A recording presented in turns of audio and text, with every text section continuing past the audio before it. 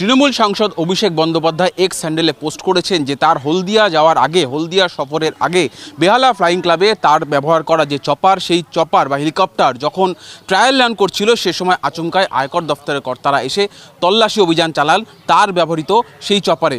যদিও আয়কর দপ্তরের সূত্রে যেটা জানা যাচ্ছে যে দুপুর 2:30 নাগাদ আয়কর দফতরের টিম বেহালা ফ্লাইং ক্লাব অর্থাৎ এই যে জায়গাটি রয়েছে এখানে থাকা অভিষেক বন্দ্যোপাধ্যায়ের যে চপার সেখানে তারা আসেন, কিন্তু শেষমেশ কোনো তল্লাশি অভিযান চালানো হয়নি। তার কারণ কিছু প্রযুক্তিগত এবং কিছু পদ্ধতিগত সমস্যার কারণে তল্লাশি চালানো সম্ভব হয়নি। অর্থাৎ অভিষেক বন্দ্যোপাধ্যায় এক্স হ্যান্ডেলে যেটা দাবি করেছেন যে তার ব্যবহৃত চপারের প্রত্যেকটি কোণায় আয়কর দফতরের কর্তারা বা আয়কর দফতরের টিম তল্লাশি চালিয়েছে, আয়কর দফতর কিন্তু তা নস্যাৎ করলো। তাদের বক্তব্য কোনো তল্লাশি চালানো সম্ভব হয়নি পদ্ধতিগত এবং প্রযুক্তিগত কারণের জন্য। এবং যেটা এক্স হ্যান্ডেলে পোস্ট করেছেন যে অভিষেক বন্দ্যোপাধ্যায়, যে এটা একেবারে রাজনৈতিক উদ্দেশ্য প্রণোদিতভাবেই তার ব্যবহৃত যে চপার সেই চপারে তল্লাশি চালানো হয়েছে। আমি রয়েছি ঠিক বেহালা ফ্লাইং ক্লাবের সামনে, এই ফ্লাইং ক্লাবের ভেতরেই কিন্তু সেই অভিষেক বন্দ্যোপাধ্যায়ের চপারের ট্রায়াল রান হচ্ছিল এবং এই মুহূর্তে দেখা যাচ্ছে এর ভেতরে কলকাতা পুলিশের কর্মী তারা রয়েছেন।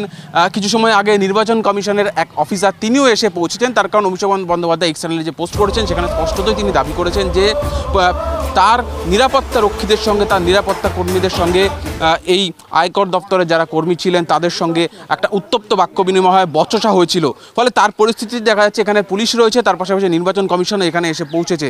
মানে বলছে আমাদের যে কমপ্লেন যে কোয়ালিটি কন্ট্রোল রুমে যে কমপ্লেন কি নির্বাচন কমিশনের গাড়ি? হ্যাঁ, নির্বাচন কমিশন থেকে তো আপনাদের আমরা এখন এমসিসি করছিলাম, করতে করতে আমাদের যে রিপোর্ট যায় যে সরকারি যে ব্যানার বলুন, সরকারি পোস্টে বলুন, সরকারি জায়গায় বলুন, ওইসব আমাদের দায়িত্ব আছে, খোলার দায়িত্ব।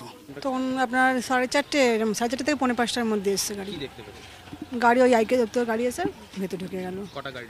একটাই। কজন অফিসার ছিল? 5-6 জন হবে এরকম ভেতরে বসছিল গাড়ি। সেন্টার ফোর্স ছিল? না।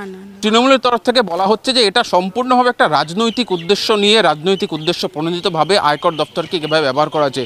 তৃণমূল যেখানে এনআইএ ডিরেক্টরকে বদল করা চাপ দিচ্ছে, একাধিক আরও বিষয়ে, আরও ইস্যুতে যখন তারা কেন্দ্রের উপর চাপ বাড়ানো হচ্ছে, তখনই আয়কর দপ্তর এই রকম একটি তল্লাশি অভিযান এবং খোদ তৃণমূল সাংসদ অভিষেক বন্দ্যোপাধ্যায় তিনি যে চপার ব্যবহার করে থাকেন সেই চপারেই তল্লাশি অভিযান, তাকে আটকানোর চেষ্টা এবং ভয় পেয়ে বিজেপি রাজনৈতিকভাবে তৃণমূলকে ভয় পেয়েছে, সেই ভয় পেয়েই চাপে রাখার একটা কৌশল, যদিও কৌশলে সফল হয়নি। তিনি দাবি করছেন যে তল্লাশিতে শেষমেশ কিছুই পাওয়া যায়নি তার চপার থেকে।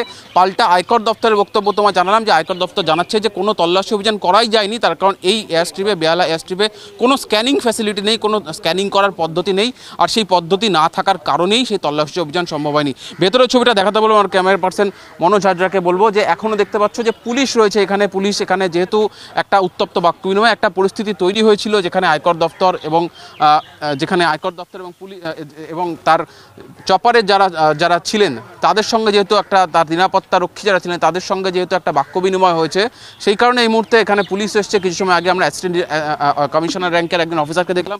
ক্যামেরায় মনোজ হাজরার সঙ্গে সুজয়, TV9 বাংলা, কলকাতা।